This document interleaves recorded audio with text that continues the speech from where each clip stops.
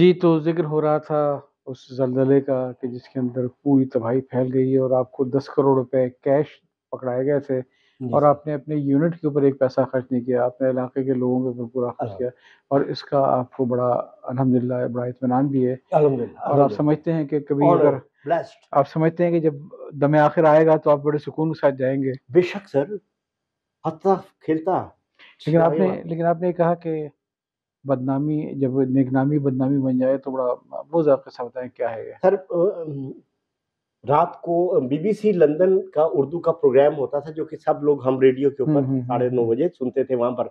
उस वक़्त टीवी-शीवी तो होता नहीं था। तो बीबीसी लंदन का प्रोग्राम अनलकीली उस दिन मैंने नहीं सुना, कुछ लोगों ने सुना।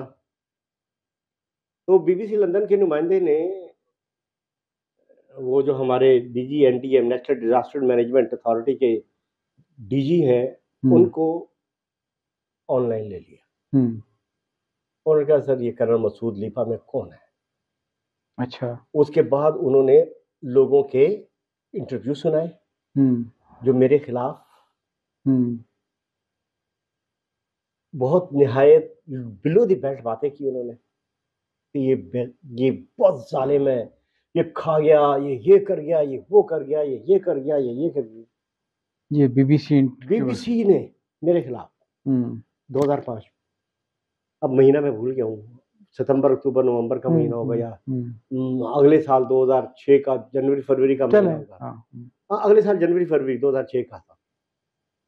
उस साल मैं काम कर के बुरा हाल था मेरा।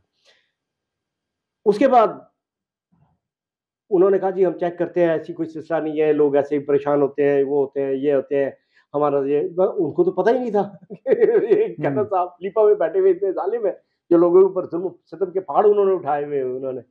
उसके बाद उन्होंने डीजीआईएसपीआर को ले लिया ऑनलाइन। खैर मैंने बाद में वो प्रोग्राम सुना, अगले दिन वो रिपीट में भी आता था हुँ, तो सुना, लोगों ने रिकॉर्ड करके भी भेजा।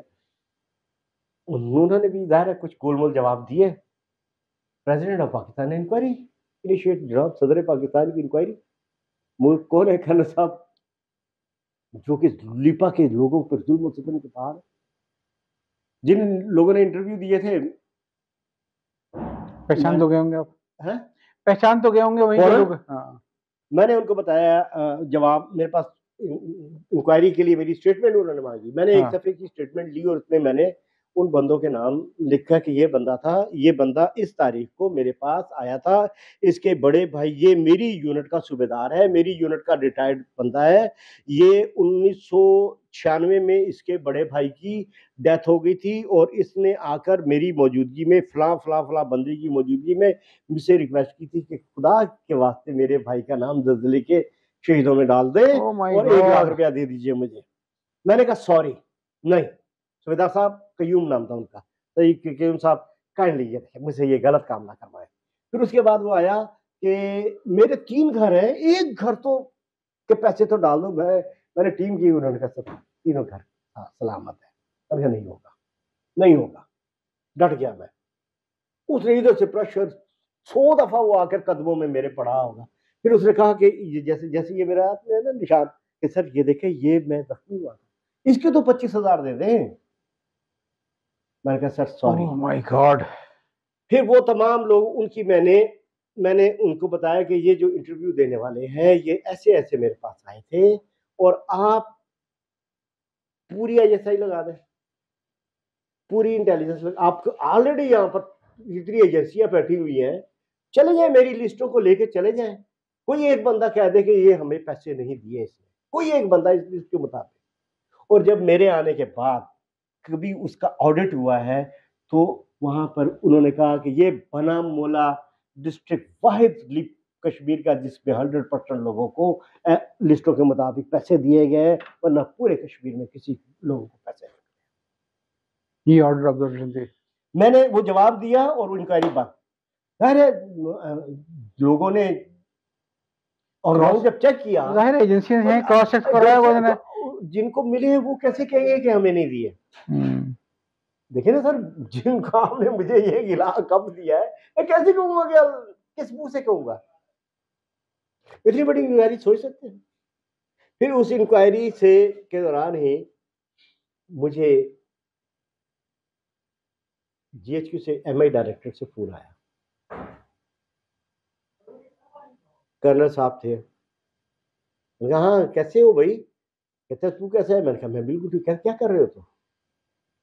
मैं क्या कर रहा हूँ? मैं काम कर रहा हूँ। कैसे कर रहा है? मैंने कहा ईमानदारी के साथ। वो तेरे खिलाफ इतनी एप्लीकेशन आती है कि मेरी छत तक पहुंच गई है। ना खाता है ना खाने देता है। और उसके अंदर जो लैंग्वेज होती थी, उसने कहा मैं तुझे भेजता हूँ एक दो फोटोकॉपी कर। इतनी गलीस लैंग्वेज होती थी, इतनी गलीस यानी लैंग्वेज। ये वो लोग मैं थे, सोच जिनके ये ऊपर वो लोग अजाब थे, आया था। ये वो लोग थे इन पे अजाब आया था जिन्होंने मौत को इतने करीब से देखा था जी और अपनी हरकतों से बात नहीं आए। नहीं, कमाल है वाकई, जिंदगी क्या रुक गई है। जिंदगी में मतलब ये मतलब मैंने कराची पे जब मैं इंटेलिजेंस में था तो मैंने हर रंग का बंदा देखा, हर रंग के बंदे से बात की, इंटेरोगेशन की, उसको देखा, उसको परखा, उसको समझा। तो मैं समझा मैंने अल्लाह ने मुझे बहुत जो है ना, मेरी किताबों से नफरत हो गई सर, वरना तो मैं किताबी कीड़ा था। सियाचिन के ऊपर मेरे पास या तो सिगरेट होते थे या किताबें होती थी। एक दो ट्रैक सूट होता था, एक धुलता था, एक पहना रहता था, 4 दिन बाद वो उतारता था, तो उसके अलावा तो और कपड़े जरूरत ही नहीं थे। हम्म। तो मैं तो बुक्स लेके जाता था, या मेरे पास पोइट्री की बुक्स होती थी, या मेरे पास तो किताबों पे क्यों गुस्सा आया आपको? किताबों से क्यों नफरत हो गई? लोगों से मोहब्बत। मुझे पता चल गया कि नहीं लोगों मेरी एक टीचर ने, मिसेस तस्नीम ने, मैट्रिक में जो मैंने ऑटोग्राफ लिया था, उन्होंने उन पे लिखा था कि इंसान का बेहतरीन मुताला इंसान है, जैसे आह, आप करते हैं। क्या बात है। इंसान का ये अफसाना जिंदगी का उसी की एक कड़ी है। इंसान का बेहतरीन मुताला जैसे आप कर रहे हैं ना सर, हाँ, ये मैं किताब में लिख दूं, मैं वो तासुरात उन अल्फाज में ला ही नहीं सकता जो मैं इस वीडियो में जुबान से अपनी ला सकता, वो सही बात है। तासुर नहीं आ सकता किताब में। अजीब व गरीब, मतलब मैं खुद हैरान हूँ कि सब कुछ अपनी आंखों के सामने देख रहे यस थे और बजाय से कि कोई पॉजिटिव को इसमें कंट्रीब्यूट करते उल्टा नेगेटिव। यस। और वो वही कि चूंकि मैं यूनिट में सूबेदार था तो अब मेरी चलनी चाहिए, जिसको मैं कहूँ दे दो उसको दे दे दें, दो। जिसको नहीं। ऐसे विश्वास लोग थे ना सर कि हमारा कुछ तो कर दे ख्याल कुछ। जब मेरी टीम ने वेरीफाई कर लिया है उनकी और टीम के अंदर सारे बंदे हैं, कोई फौजी नहीं है। उनकी सोच का अंदाज ये होगा कि पैसे तो हुकूमत दे रही है, ये क्यों उस पर सांप बन के बैठ यस। गया है। आप यकीन करेंगे जो भी इमदाद आती थी उस पर खजूरें होती थी ना, खजूरें हम लोग खजूर, हमारे पास अगर खजूर नहीं है तो हम वो इमदादी कहते सर पता नहीं सदका खरा था। मेरे अफसरों की ये माइंडसेट बन गया था कि सर हम नहीं खाएंगे। अगर मैंने ऐसे उठा कर मैंने कहा यार ये खजूर आई हुई थी, सर पता है मैंने लिया। मैंने कहा you are right, thank you very much. मेरा डॉक्टर जख्मी था, वो जख्मी हालत में बेचारा पहाड़ों पे चढ़ के लोगों की मरहम पट्टियां करके आता था, दवाइयां देकर आता था। मैं मेडिकल कैंप मतलब जो मैं कर सकता था, जो मेरे बस में था, उससे बढ़कर मैं कर रहा था, उससे बढ़कर करने की कोशिश कर रहा ये था। पूरा इंटरव्यू एक तरफ और ये जलजला, इसने मुझे हिला के रख दिया। सर मैं ये कह इंसानी रहा हूँ इंसानी कि जिंदगी के ऐसे रुख। मैं आपको इतने किस्से हैं, इतने मैं बहुत मुख्तसर करके आपको चीदा मैं चीदा दो समझ रहा हूँ, चीजें मैं समझ बताई रहा हैं। हूँ, मैं समझ रहा हूँ। मैं पूरा साल वहां रहा हूँ। आप यकीन नहीं करेंगे कि हर आधे घंटे बाद शुरू के 4-5 दिनों में ऐसे ना ये पूरा सोफा हिल जाता था, ऐसे जल्जला आफ्टर आफ्टर शॉक ऐसे आफ्टर शॉक जो है। ऐसे आता था। और मैं जब कराची छुट्टी आता था तो मैं ऐसे सोफे पे बैठा था तो मेरे साथ आकर अम्मी बैठी या कोई और मेरा भाई आकर या दोस्त आकर बैठा तो सोफा हिला ना तो मैं उठ जाता था। उफ, मैं इतना कमेंट में था कि वो इतना जल्जला, ट्रॉमा था। इतना ट्रॉमा था कि मैं ऐसे उठ के भागने की कोशिश, वो नहीं अच्छा मैं तो कराची में अपने घर में हूँ, ये जल्जला नहीं। हजारों दफा आया है शॉक तो शॉक, हजारों ये दफा। वो लोग जो ऐसे किरदार थे जिन्होंने ये माशाल्लाह किया है सब कुछ, ये कभी उन्होंने बाद में कोई रियलाइज किया कि हमने कितनी बड़ी ज्यादती की है? सर ढेट लोग। मैं अल्लाह ने फिर ना मुझे देखिए कितनी खूबसूरत बात बताऊं, मेरी इन सारी कुर्बानियों का बात जो है ना, सारी एफर्ट्स कुर्बानियां क्या सारी, मैं जो मेरी जिम्मेदारियां थी, जो मैंने कोशिश की करने की, अल्लाह ने मेरी यूनिट को वहां से उठाया लिपा से, और 18 साल से वो कश्मीर में थी। वो उसको जेलम मीरपुर पे सब कोट एक जगह है कोटली के पास, इतनी खूबसूरत, इतनी पुरसुकून, ऐसे जैसे you are living in heaven. वहां पर मेरी यूनिट साल फिर मैंने जन्नत में गुजारा, और वो इतनी खूबसूरत जगह थी कि उसके ऊपर थोड़ा सा मैंने एफर्ट करके उसको और खूबसूरत बनाने की, जो हर बंदा इम्प्रूवमेंट लाने की कोशिश करता है, नेचर है इंसान की जहाँ पर। तो जनरल साहब भी आते थे ना, तो वो कहते थे, यार मैं अपनी फैमिली के साथ यहाँ आना चाहता हूँ। माशाल्लाह।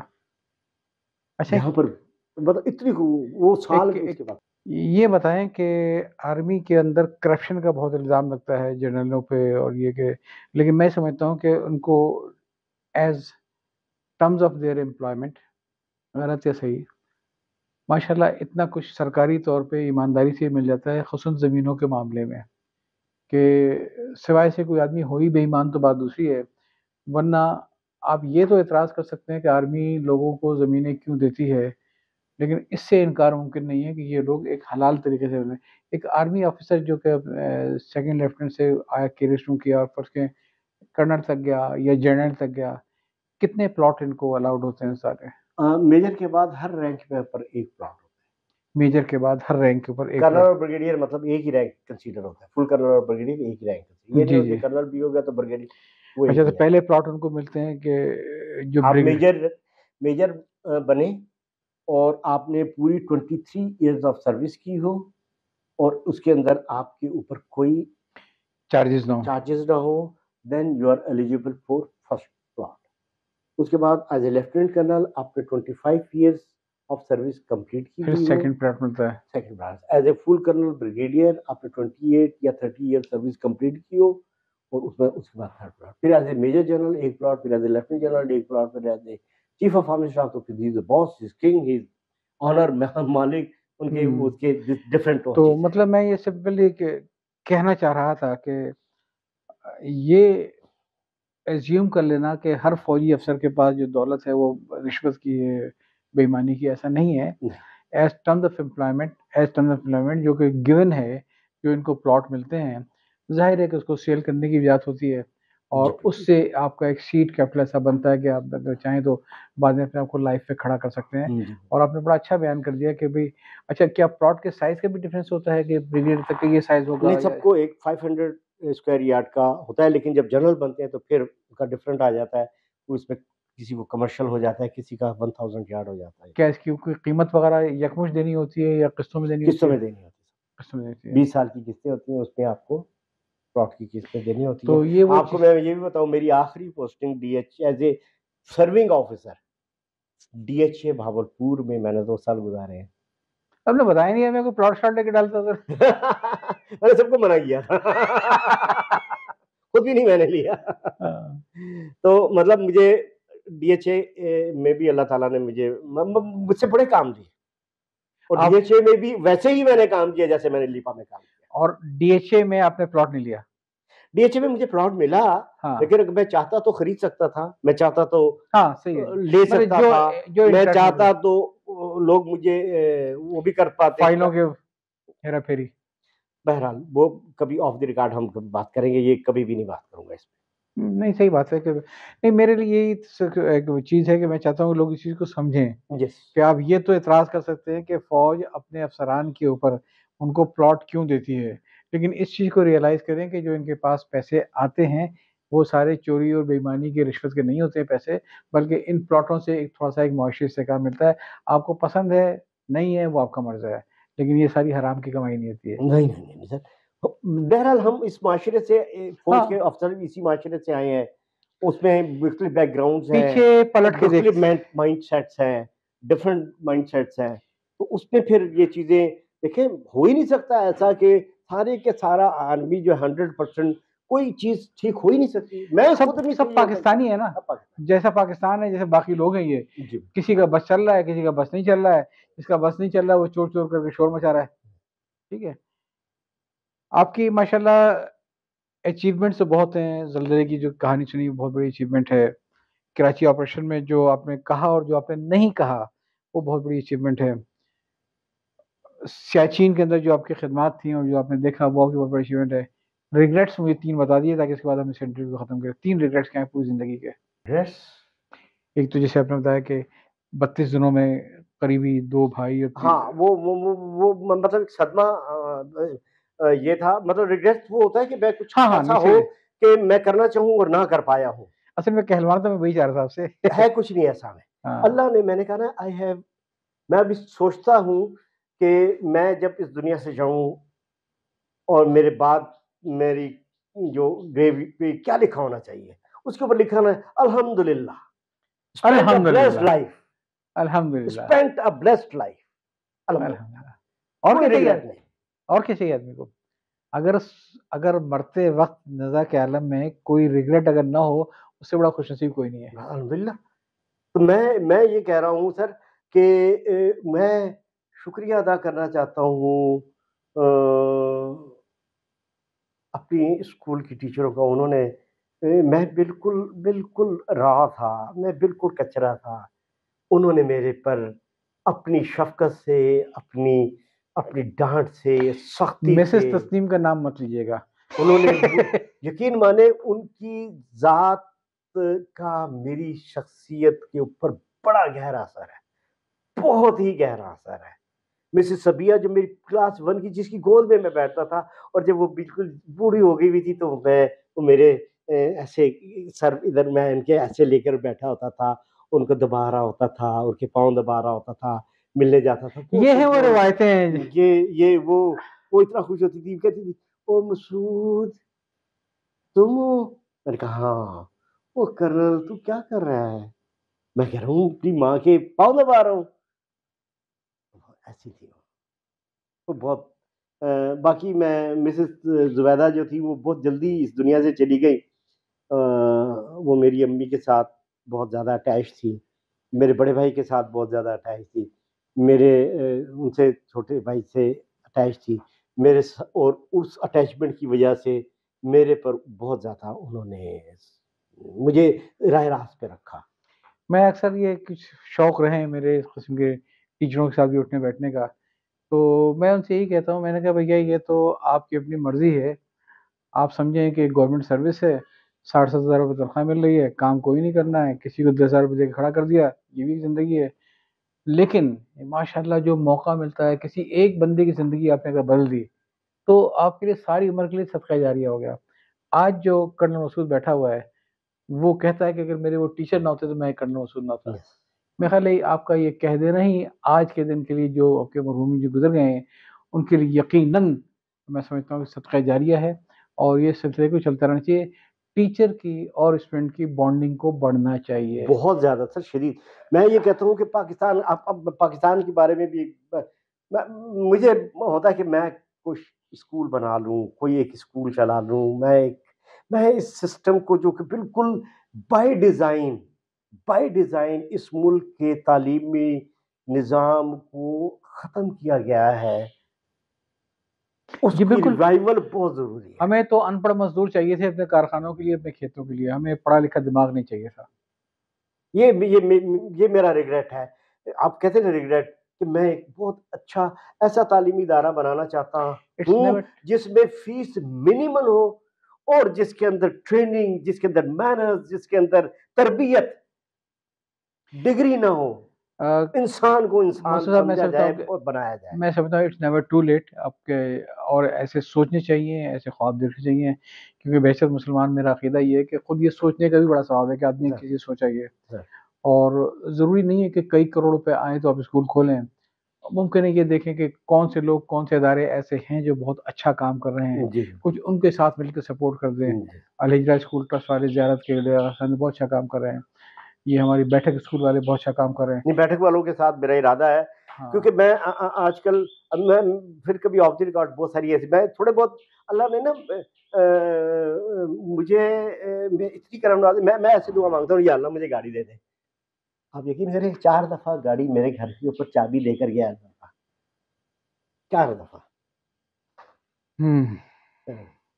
तो बेगम मेरी हमेशा ये कहती है कि बहुत हद, मैंने कहा यार अल्लाह जब मेरे लिए इतनी आसानियाँ फरमाते हैं, तो मैं अभी बहुत सारे छोटे-मोटे काम में लगा रहता हूँ। मतलब वो मैं और मेरे अल्लाह के तक़े हैं, मैं तो उसमें मैं आपसे एक छोटी-सी दरख़्वास्त ये करूँगा कि देखिए ये तो सिलसिला जो है, इसका जो सबसे बड़ा जो मैं समझता हूँ अहमियत है, वो ये है कि हम सब चले आएँगे बारी-बारी, ज़ाहिर है, ठीक है ना? अल्हम्दुलिल्लाह। अपनी कमज़ोरियों के साथ, अपनी खूबियों के साथ, अपनी खराबियों के साथ। मुआशरे में जो सबसे बड़ी जो चीज़ है, जो मेरे लिए बड़ा प्रॉब्लम करती है मुझे, वो ये कि लोगों में ये एहसास है कि एक आम आदमी कुछ भी नहीं कर सकता है और लोग बहुत ही मायूस हैं। तो इस किस्म की चीज़ें, इस किस्म की बातें सामने आनी चाहिए और अफ़साना ज़िंदगी का कॉन्सेप्ट भी ये है कि आम आदमी भी बहुत कुछ कर सकता है यस। और सिर्फ़ ये है कि नतीजे पे ना बैठे, नतीजा देने वाला अल्लाह है। लेकिन आम आदमी जो कोशिश करता है ना, वही उसके लिए बहुत बहुत बड़ा इनाम है, अल्लाह ताला जिससे काम ले ले। बहुत बड़ा उस पे इनाम है अल्लाह ताला। मतलब मैं कहता हूँ कि बहुत सी चीज़ों के लिए फ्रैंकली स्पीकिंग शायद वो दुनिया किसी ने देखी नहीं, वहाँ क्या होना है। लेकिन इस दुनिया में मालूम हो जाता है। मैं कहता हूँ जैसे कि एक किसी से नफ़रत के जज़्बात हैं, वो चैन से सो रहा है, किसी से हसद के जज़्बात हैं, वो चैन से सो रहा है। अज़ाब हमें यहीं से मिलना शुरू हो गया। रातों को नींद नहीं आती है, ये गुस्सा, यार मैं ये कर दूँ, मैं वो कर दूँ। और अगर आदमी किसी को खुले दिल से अगर माफ़ कर दे तो कितना सुकून से सोता है सारा ये। तो मैं अक्सर अपने ट्रेनिंग सेशन में लोगों से ये कहता था कि देखो, नेकी अपना इनाम खुद है, बेशक। जो इसी दुनिया में मिल जाएगा और बुराई अपना अज़ाब खुद है, जो इसी दुनिया में मिल जाएगी। बाकी तो किसी ने देखी नहीं ना, वो जब जाएँगे तो देखी जाएगी। बेशक। लेकिन हमें तो सब इस दुनिया में नज़र आता है कि जो लोग अपनी ज़ात से बाला तर होके करते हैं, उनको रातों को नींद बड़ी अच्छी आती है। और सबसे बड़ी बात ये है जो मैं समझता हूँ कि जो मैं अल्हम्दुलिल्लाह मैं भी ये समझता हूँ अपने लिए और आप भी समझते हैं अपने लिए कि मरते वक़्त कोई किसी किस्म का रिग्रेट नहीं होगा। इंशाल्लाह, अल्हम्दुलिल्लाह। बल्कि सही मानों में मैं समझता हूँ कि ये इस बात की बड़ी एक खुशी होगी कि अब वक़्त आ गया है, जो हम करके आए थे, जी, उसके इनाम से मिलने का। जी, बहुत-बहुत शुक्रिया जी, और आपसे बातें होती रहेंगी। जी, इंशाल्लाह।